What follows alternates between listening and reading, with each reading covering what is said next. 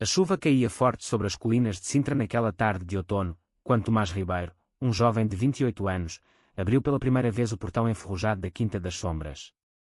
O ar cheirava a terra molhada e eucaliptos antigos, e o som das gotas batendo nas folhas parecia um sussurro de advertência.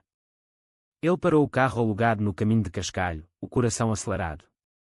Há anos que não voltava àquele lugar, desde que o avô morrera e a família se dispersara como folhas ao vento. Agora, inesperadamente, herdara tudo, a mansão imponente, os jardins selvagens, os segredos que as paredes de pedra guardavam há décadas. Tomás desceu do carro, o casaco colado ao corpo pela umidade. Era gay, assumido em Lisboa, onde trabalhava como designer gráfico numa agência moderna, rodeado de amigos que o aceitavam sem julgamentos. Mas ali, na província, sentia o peso do passado. A família sempre fora conservadora, católica fervorosa, e o avô, o velho patriarca, nunca compreendera a sua orientação. É uma fase, dissera uma vez, com voz rouca, evitando o olhar do neto. Tomás crescera com essa rejeição silenciosa, fugindo para a cidade assim que pôde. Empurrou a porta principal, que rangeu como um lamento. O hall estava escuro, poeirento, com móveis cobertos por lençóis brancos. O cheiro a mofo invadiu-lhe as narinas. Acendeu as luzes antigas, e o lustre de cristal tremeu, projetando sombras dançantes nas paredes adornadas com azulejos desbotados. Subiu as escadas de madeira polida, os passos ecoando no silêncio opressivo. O quarto do avô permanecia intacto, a cama de dossel, a escrivaninha de mogno, os retratos de família severos. Foi aí que tudo começou. Ao abrir uma gaveta trancada, a chave ainda pendia no velho molho que o notário lhe entregara. Tomás encontrou um maço de cartas amareladas, atadas com uma fita vermelha desbotada. O papel era fino, a tinta desvanecida, mas as palavras saltavam como fantasmas vivos. A primeira carta, datada de 1968, começava com "Meu querido António". Tomás sentou-se na cama, as mãos trêmulas. António. O avô chamava-se António Ribeiro. Mas o tom era íntimo, apaixonado. A tua ausência dói-me como uma ferida aberta. Nesta quinta prisioneira do tempo, penso em ti todas as noites, no calor do teu corpo contra o meu, nos beijos roubados nas sombras do jardim. Tomás sentiu um arrepio percorrer-lhe a espinha. Leu mais, página após página. As cartas eram de um homem chamado Miguel, um artista que vivera na quinta como hóspede nos anos 60. Descrevia um amor proibido, intenso, entre dois homens numa época em que tal coisa era crime, pecado mortal. O avô, o homem rígido que Tomás conhecera, amara outro homem. Escondera esse segredo toda a vida, casara por conveniência, tivera filhos, mantivera a fachada. Tomás sentiu uma onda de emoções contraditórias, choque, compaixão, raiva. Como pudera o avô rejeitá-lo, sabendo o que era esconder-se? As lágrimas vieram sem aviso, quentes nas faces frias. Naquela noite, sozinho na mansão enorme, Tomás não conseguiu dormir. Acendeu a lareira na sala principal, o crepitar da lenha o único som. Leu todas as cartas à luz tremulosente. Miguel falava de planos de fuga, de uma vida juntos em Lisboa ou no estrangeiro. Mas algo os separara, uma traição familiar, talvez, ou o medo. A última carta, de 1972, era um adeus despedaçado, o dever chama-me, e eu, covarde, obedeço. Perdoa-me, meu amor. Tomás adormeceu no sofá, exausto, sonhando com sombras que dançavam nas paredes. No dia seguinte, decidiu ficar mais tempo. Precisava compreender. Contratou uma empresa de limpeza local, e entre os trabalhadores veio um jovem chamado Diogo, de 26 anos, moreno, olhos verdes penetrantes, corpo atlético de quem trabalhava ao ar livre. Diogo era o filho do caseiro antigo, crescera nas redondezas de Sintra. Desde o primeiro olhar, algo se acendeu. Diogo sorria com timidez, ajudando a carregar caixas, contando histórias da quinta quando era miúdo. O seu avô era um homem solitário, disse ele uma tarde, enquanto varriam o pó do sótão. Nunca sorria verdadeiramente. Tomás, impulsivamente, mostrou-lhe uma das cartas, não todas, só um trecho neutro. Diogo leu em silêncio, os olhos uirando. Que bonito. Mas triste. Os dias passaram, e a proximidade cresceu. Diogo era gay também, assumido na vila, mas com cautela. Sintra era progressiva, mas nem todos aceitavam. Trabalhavam juntos, restaurando jardins, pintando paredes. Conversas profundas à noite, junto ao fogo, sobre identidade, família, medo. Tomás sentiu-se atraído, o coração batendo forte quando os dedos de Diogo roçavam os seus ao passar uma ferramenta. Mas o conflito veio rápido. A tia de Tomás, Margarida, apareceu inesperadamente, vinda do Porto. Conservadora como o pai, queria vender a quinta, dividir o dinheiro. Este lugar é uma ruína, Tomás. E tu, sozinho aqui? Não é vida. Ela encontrou as cartas por acaso, numa caixa aberta. Leu, horrorizada. Isto é uma vergonha. O pai nunca. Isto deve ser falso. Gritou, acusando Tomás de inventar para manchar a memória familiar. A discussão foi feroz. Margarida ameaçou contestar a herança, alegando que Tomás não era digno. Ele defendeu-se, revelando a própria orientação, o que só piorou tudo. Como o avô, hein? Pecado na família. Ela partiu furiosa, prometendo advogados. Tomás ficou abalado, mas Diogo esteve ao seu lado, um abraço silencioso que durou minutos. Naquela noite, sob a chuva que voltara, confessaram o que sentiam. Um beijo tímido, depois apaixonado, no jardim molhado. Pela primeira vez, Tomás sentiu esperança, talvez pudesse honrar o avô vivendo o amor que ele negara. Os dias seguintes foram um turbilhão de emoções para Tomás. A Quinta das Sombras parecia reviver com a presença de Diogo, que agora ficava até tarde, ajudando não só na limpeza, mas na organização dos pertences antigos. Encontraram mais cartas escondidas num compartimento secreto da escrivaninha, não só de Miguel, mas respostas do avô António, guardadas com cuidado obsessivo. Numa delas, António escrevia: cada dia sentia uma prisão. A família espera que eu case, que continue a linhagem, mas o meu coração é teu para sempre. Tomás lia em voz alta, a voz embargada, enquanto Diogo escutava, encostado à parede, os olhos brilhando de empatia. O teu avô sofreu tanto, murmurou Diogo.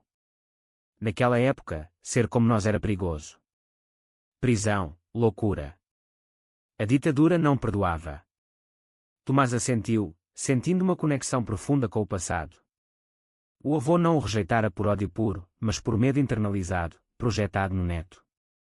A atração entre eles crescia como uma chama.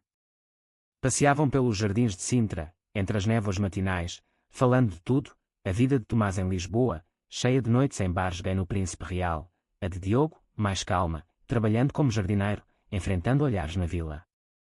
Aqui é melhor agora, disse Diogo. Portugal mudou. Casamento gay, adoção. Mas nas famílias antigas, o preconceito demora a morrer.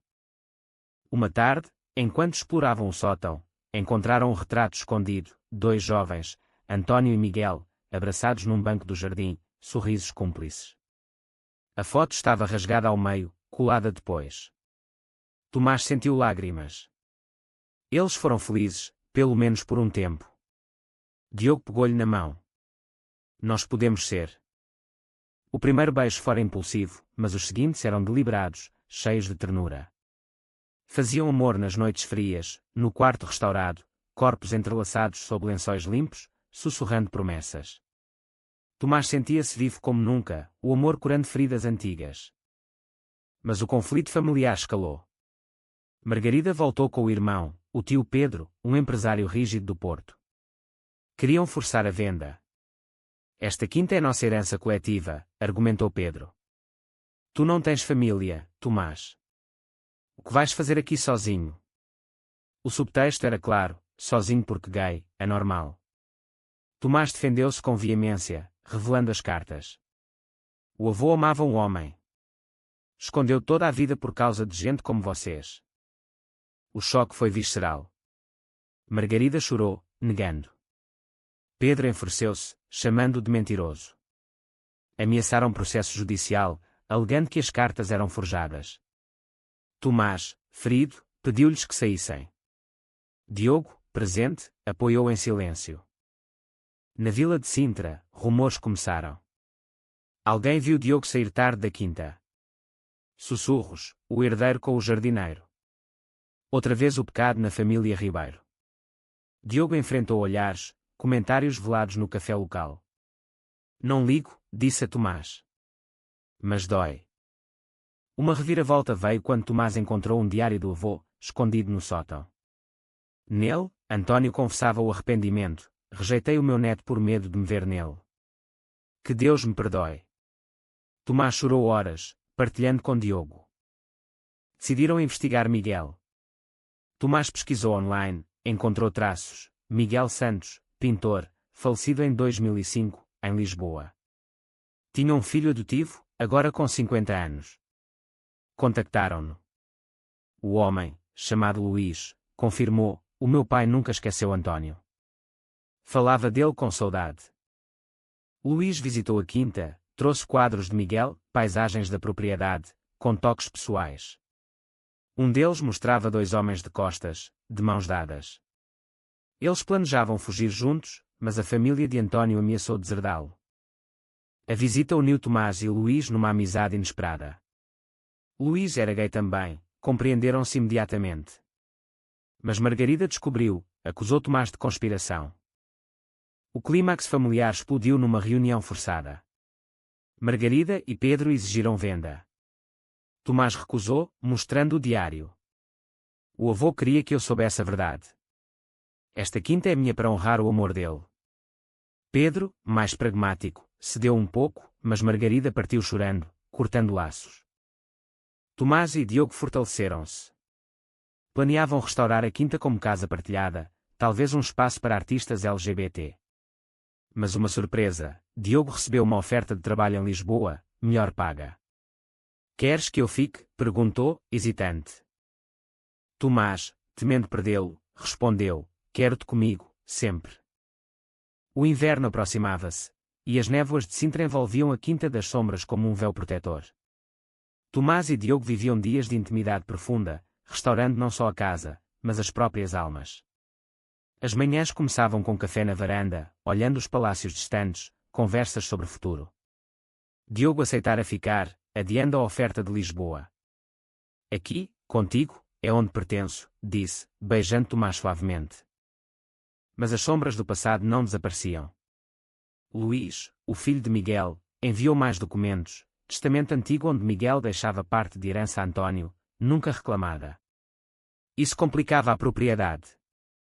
Tomás consultou um advogado em Lisboa, amigo gay que o apoiara anos antes. Enquanto isso, a tia Margarida espalhava rumores na família alargada. Primos distantes ligavam, questionando. Um deles, Francisco, jovem de Coimbra, estudante de História, contactou Tomás diretamente. Quero saber a verdade sobre o bisavô. Francisco era bissexual, escondia da família conservadora. A visita dele trouxe alívio, conversas francas, partilha de experiências. Francisco ajudou a catalogar artefactos da quinta, encontrando mais provas do amor proibido, bilhetes, poemas. Eles eram corajosos para a época, disse Francisco.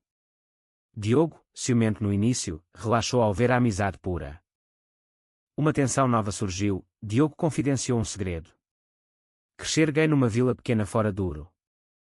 O pai, caseiro antigo, descobrira anos antes, reagira mal, afastara-se. Morrera sem reconciliação. Tenho medo que a tua família nos separe como separou o teu avô. Tomás abraçou-o forte. Não vou permitir. Somos mais fortes. O alto conflito veio com uma carta do advogado de Margarida, contestação formal da herança, alegando incapacidade mental do avô ao escrever o testamento. Precisavam provar a autenticidade. Tomás viajou a Lisboa com Diogo, pesquisando arquivos. Encontraram registros de Miguel, exposições nos anos 70 onde dedicava obras ao meu eterno. Emocionante. De volta, uma tempestade literal abateu-se. Chuva torrencial inundou partes da quinta. Trabalharam noite dentro para salvar móveis antigos. Exaustos, discutiram, Diogo queria vender parte da terra para facilitar, Tomás recusava, vendo como traição ao legado. Não percebes? Esta casa é o que resta do amor deles, gritou Tomás. Diogo, ferido, e o nosso amor? Vale menos. Reconciliação veio em lágrimas, corpos unidos na cama fria. Desculpa. Não te perco por nada. Francisco ajudou na pesquisa genealógica, descobrindo que Miguel tivera uma irmã, viva ainda, em Cascais. Visitaram-na. Idosa, confirmou tudo, o meu irmão amava Antônio loucamente. Separaram-nos à força. Ela entregou a última carta, nunca enviada. Antônio planeava deixar tudo para Miguel, mas covardemente não o fez. Isso fortaleceu Tomás. Confrontou Margarida por telefone, o pai queria liberdade. Honrou vivendo a minha. Margarida amoleceu ligeiramente, mas o processo continuou. Entretanto, a relação com Diogo aprofundava-se. Planeavam um futuro, abrir a quinta para retiros LGBT, espaço seguro em zona rural. Mas um twist, Diogo recebeu chamada, ex-namorado de Lisboa reapareceu, oferecendo vida juntos na cidade. Diogo hesitou, confessando atração residual. Tomás sentiu o mundo desabar. Escolhe, disse, voz tremendo. Diogo chorou, escolho-te. Mas preciso de tempo. Noites paradas, tensão palpável. A primavera despontava em Sintra, com flores brotando nos jardins da quinta, mas o coração de Tomás permanecia invernoso. A hesitação de Diogo ferira fundo, despertando inseguranças antigas, o medo de abandono, eco do avô. Passavam dias educados, mas distantes, trabalhando em silêncio. Francisco, agora amigo próximo, mediou. Fala com ele abertamente. O amor precisa de verdade. Tomás seguiu o conselho. Numa noite estrelada, no banco onde Antônio e Miguel se sentavam, confrontou Diogo. Medo de quê? De mim? Desta vida? Diogo desabou, medo de repetir o erro deles. Ficar preso aqui, escondido. O ex oferece liberdade na cidade, sem julgamentos familiares. Tomás, lágrimas nos olhos, mas eu ofereço amor verdadeiro. Não te prendo, vamos juntos para onde quiseres. Beijo reconciliador, paixão renovada. Diogo bloqueou o ex, comprometendo-se plenamente. O processo judicial avançava.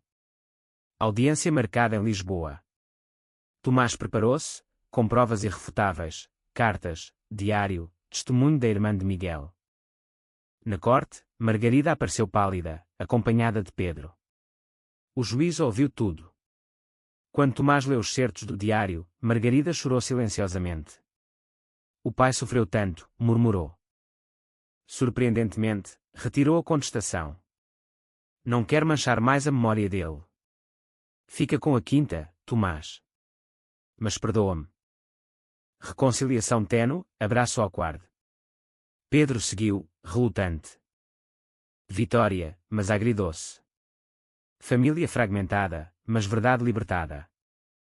Tomás e Diogo celebraram, convidando Luís e Francisco. Noite de vinho do Porto, histórias partilhadas. Mas novo conflito, Vila reagiu mal aos rumores de casa gay. Anonimamente, picharam o portão, pecado. Diogo, assustado, quis partir temporariamente. Tomás recusou fugir. Contactaram a Associação LGBT em Lisboa, que ofereceu apoio. Denunciaram, polícia investigou. Comunidade dividida, alguns apoiaram, outros afastaram-se. Diogo fortaleceu-se, não nos escondemos mais. Restauraram a quinta com a ajuda de voluntários LGBT, pintando muros coloridos, plantando jardim inclusivo. Alta tensão, incêndio suspeito no celeiro antigo. Apagaram a tempo, mas perda material. Provas apontaram para extremistas locais. Tomás abalado, questionou tudo. Vale a pena? Diogo, vale. Pelo nós, pelo eles. Investigação levou à prisão de culpados, Vila envergonhada, apoio cresceu. O verão trouxe calor às colinas de Sintra, e com ele, renovação. A Quinta das Sombras, agora batizada Quinta do Amor Eterno em homenagem aos antepassados, abria portas para o primeiro retiro, fim de semana para jovens LGBT rurais, espaço seguro para partilha. Tomás e Diogo organizaram tudo, com a ajuda de Luís, Francisco e Associação. Participantes chegaram tímidos, partiram transformados. Relação deles solidificou-se em parceria profunda. Diogo propôs morarem juntos oficialmente, Tomás aceitou, anel simples trocado no jardim. Mas clímax emocional, Margarida voltou, sozinha. Quer compreender.